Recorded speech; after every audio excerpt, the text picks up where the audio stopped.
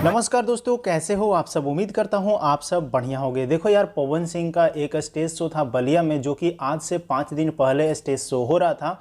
6 मार्च को यह stage show था और उस स्टेज शो के दौरान पवन सिंह के ऊपर एक लड़का के द्वारा पत्थर फेंक करके मारा जाता है, जिससे पवन सिंह घायल हो जाते हैं।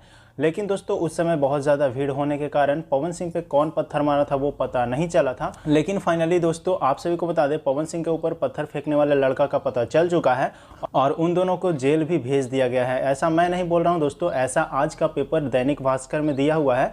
और क्या है सच्चाई, मैं आपको देखो यहाँ पे पेपर का वो क्लिप दिखा दे रहा हूँ और आपको पढ़ करके बता दे रहा हूँ। देख सकते हो यहाँ पे एक का नाम गणेश कुमार है और एक का नाम यहाँ पे अमरजीत यादव है। ये दोनों ने मिलकर इस घटना को अंजाम दिया था और इन दोनों को पुलिस ने पकड़ लिया है और उसके बाद दोनों के ऊपर केस किया गया और अभी दोनों को हिरासत में ले लिया गया दोस्तों। तो दोस्तों जिस लड़का ने पवन सिंह के ऊपर पत्थर फेंक करके मारा था, वो दोनों लड़के को गिरफ्तार कर लिया गया है। यह बहुत ही अच्छी बात है हमारे भोजपुरी इंडस्ट्री के लिए। पुलिस कर्मचारी को बहुत बहुत धन्यवाद देना चाहते हैं, क्योंकि इस प्रकार का हरकत अब कोई अगला बार करने की कोशिश नहीं करेगा। अगर यह एक्शन नहीं लिया जाता तो फिर से कुछ न कुछ घटना देखने को मिलता। तो बस दोस्तों आज की इस वीडियो में इतना ही। मिलते हैं किसी नए अपडेट के साथ में दोस्तों। अगर आपको वीडियो अच्छा लगा तो वीडियो को शेयर जरूर से कर दीजिए, ताकि सभी को पता चल जाए कि पवन सिंह के ऊपर ढेला फेंकने वाला लड़का गिरफ्तार हो चुका है।